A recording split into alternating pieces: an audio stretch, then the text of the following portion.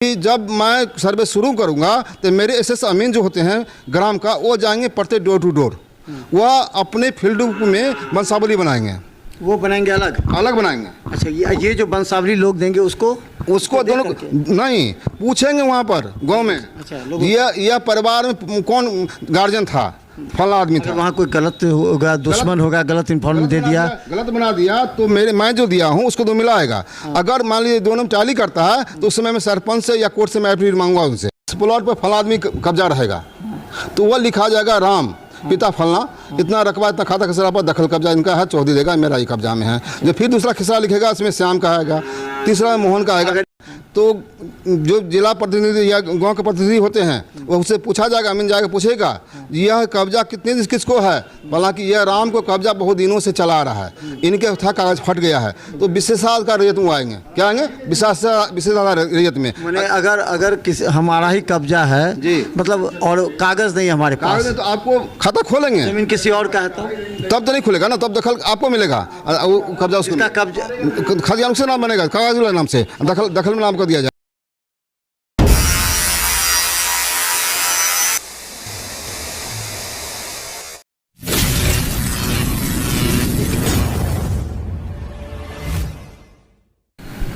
नमस्कार, बिहार मिथिला न्यूज़ में आपका स्वागत है। मैं हूं मनोज। देखिए, सर्वे, जमीन का सर्वे एक ऐसा मुद्दा है वो सारे राजनीतिक दलों को फेल कर चुका है। अभी राजनीतिक मुद्दे पीछे चले गए हैं और जमीन सर्वे का मुद्दा सबसे आगे। लोग अभी जानने का प्रयास करते हैं उनके पास जमीन है, कागज़ नहीं है तो कैसे होगा। हम सर्वे कार्यालय में हैं। देखिए, ये सर्वे कार्यालय पुराने कागजातों का यहाँ पर रहता है। हमारे साथ रतन जी हैं जो बहुत महत्वपूर्ण मुद्दे पर हम चर्चा करेंगे। जरा इसको मेरे पास देखिए ये फॉर्म भी है, वो भी हम आपको बताएंगे कि इस तरह फॉर्म को भरा जाएगा और कैसे क्या होगा।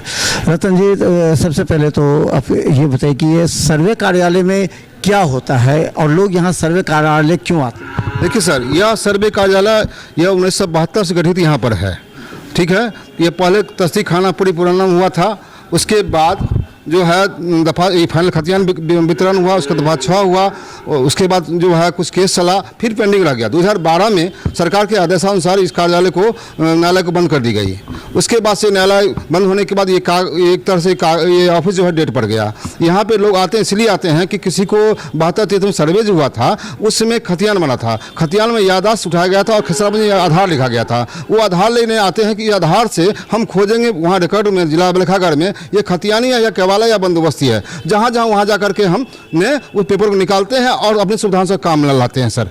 अच्छा, जैसे कि 1971 में यहाँ सर्वे हो तो इसका रिकॉर्ड है, इसी तरह अभी जो सर्वे हो रहा है उसका भी रिकॉर्ड बन के रखेगा। हाँ रखेगा। अब मैं बता दूं आपको, अभी सर्वे बनेगा सर। अभी मैं जानता हूँ, पहले वंशावली की बात पर चल रहा है, मैं चल रहा हूँ। वंशावली बहुत मारामारी हो रहा है इसमें, तो मैंने बता रहा हूँ आपको। देखिए सर, मेरे हिंदुस्तान में 2 पहले कानून था, एक था मिथक्षा कानून, एक था दयाभाग कानून। दयाभाग कानून मात्र होता था आसाम और कलकत्ता में चलता था, और ये मिथक्षा कानून था पूरे हिंदुस्तान में चलता था। दयाभाग कानून में क्या था सर कि अगर बाप जिंदा है तो बेटा का अधिकार नहीं होता था, सिर्फ ओनली फॉर बेटी का अधिकार होता था। बाप मरने के बाद बेटी का अधिकार होता था, बाप के बाद बेटे का, बेटा का नहीं होता था। बाप मरने के बाद बेटा का अधिकार होता था। जब तक बाप जिंदा है तो बेटा का अधिकार नहीं होगा, बेटी का अधिकार होता है। अब मिथक्षा कानून क्या था ना कि बेटी का अधिकार नहीं होता था, है ना, क्योंकि बेटी को ससुराल शादी करके हम लोग भेज देते थे, इसलिए वो उसको जो दान कर देते थे। जो मतलब ये जो है हिंदुस्तान का या भारत का जो एक ये है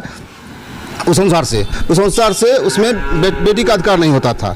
यह 1956 की ये कानून बना था। और 1905 ईस्वी में 2005 ईस्वी में मेरे जो मनमोहन सरकार थी और क्या कहते हैं प्रधानमंत्री मनमोहन सरकार हुआ करते थे, उसमें कानून पास किए कि नहीं, बेटा और बेटी का समान अधिकार होना चाहिए, महिला का अधिकार होना चाहिए। जिस लेकर के सरकार ने हाई कोर्ट गया, हाई कोर्ट इस बात को नहीं माना, सुप्रीम कोर्ट भेज दिया। सुप्रीम कोर्ट आदेश दे दिया नहीं, बेटा बेटी समान अधिकार है। जैसे वंशावली में अभी हम लोग तथ्य को नहीं छुपाने के लिए कहते हैं, उसको कहते हैं बेटा और बेटी सबके समान अधिकार है, आप उस वंशावली दो। अब आ जाइए, वंशावली बनाने के लिए सरपंच या न्यायालय में भाग दौड़ कर रहा है, गलत कर रहा है। अभी मैं लिखता हूँ, ये दिखा जाएगा इसमें, स्वयं को वंशावली देना है, स्वयं को वंशावली देना है, सब देखा जाए। स्वप्रमाणित। स्वप्रमाणित स्वयं को वंशावली बनाना है। इसमें देना आपको है कि मैं फलना पिता फलना स्वर्गीय मैं फलना फलना हूँ और जगह नहीं है, ये पाठ पृष्ठ पर ये वंशावली बनाएंगे आप अपने पिता और बहन के नाम से। अच्छा, अपने बनेगा, अपने बनेगा। उसका ये करने के बाद टाइप करके होगा या हाथ से? हाथ से, 100 हाथ से लिखना है, टाइप नहीं करना है। उसके बाद क्या सर होगा ना कि जब मैं सर्वे शुरू करूंगा तो मेरे एसएस अमीन जो होते हैं ग्राम का, वो जाएंगे प्रत्येक डोर टू डोर, वह अपने फील्ड में वंशावली बनाएंगे। वो बनाएंगे अलग अलग बनाएंगे। अच्छा, ये जो वंशावली लोग देंगे उसको दोनों नहीं पूछेंगे वहाँ पर गांव में। अच्छा, यह परिवार में कौन गार्जियन था, फला आदमी था। वहाँ कोई गलत होगा, दुश्मन होगा, गलत इन्फॉर्मेशन दे दिया, गलत बना दिया तो मैं जो दिया हूँ उसको तो मिलाएगा। अगर मान लीजिए दोनों में टाली करता है तो उस समय मैं सरपंच से या कोर्ट से मैं एफिडेविट मांगूंगा उनसे, उससे मांगा जाएगा। अभी जब अगर टैली नहीं करेगा तो अगर टैली कर गया तो कोई मतलब नहीं है वंशावली देने का। अच्छा, बस यही वंशावली लोग होड़ लगा है, वंशावली होड़ नहीं लगाए, शांति से अपना घोषणा करके वंशावली बनाए। मेरा यही उद्देश्य है। मतलब ये वंशावली का प्रपत्र जो है 3-1 है जी, 3-1 इसको भर करके और पीछे जो है जी ये अपना वंशावली यहाँ बना देंगे, ये पीछे में बना देंगे वो अपने हाथ से बना देंगे। हाँ। अगर यहाँ जगह है, अगर दूसरी पीढ़ी है तो यहीं भी बन जाएगा।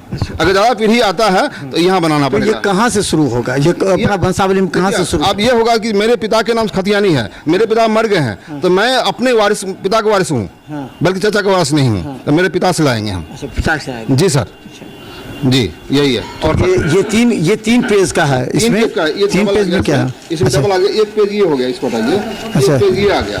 इसमें क्या है ना, कोई आदमी बंटवारा किया, कब्जा अपने मौखिक बंटवारा कर लिया, इस प्लॉट पर फला आदमी कब्जा रहेगा तो वह लिखा जाएगा राम पिता फलना इतना रकबा इतना खाता खसरा पर दखल कब्जा इनका है, चौधरी देगा मेरा ही कब्जा में है। ये फिर दूसरा खिसरा लिखेगा, इसमें श्याम का आएगा, तीसरा मोहन का आएगा। अगर एक ही खिसरा है तो एक ही बटन में एक ही खिसरा लिखा जाएगा, लेकिन इतना रकबा कितना है वो लिखा जाएगा अलग। अगर आपसी बंटवारा का अलग अलग कागज कोई दे दे तो अलग अलग प्रपत्र भरना है।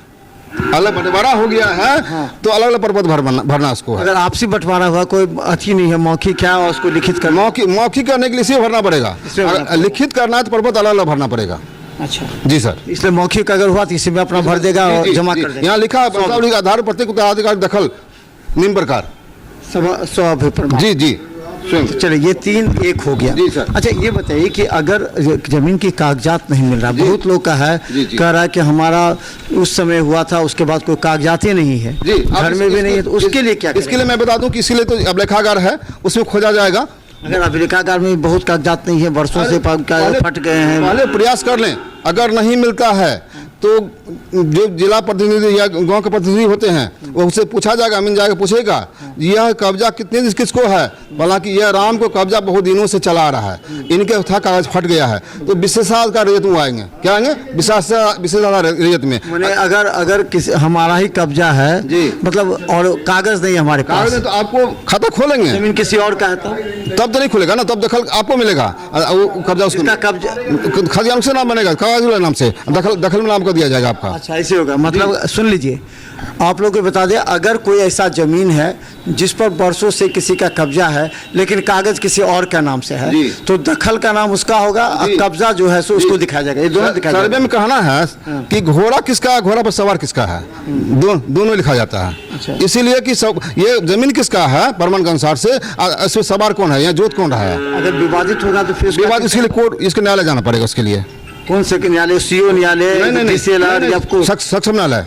सक्षम न्यायालय जाना पड़ेगा। जी जी जी जी। अगर आपसी बंटवारा में विवाद है तो जो अच्छा, अगर कोई एक आदमी कह रहा है कि मेरा जमीन है और उसका उस वंशावली में नाम ही नहीं है, तो फिर क्या होगा? उससे पुराना वंशावली लाएगा, कहाँ से आया है वो, उसका दादा परदादा फतिया निकालेगा, वहाँ से वंशावली आज तक लाएगा वो।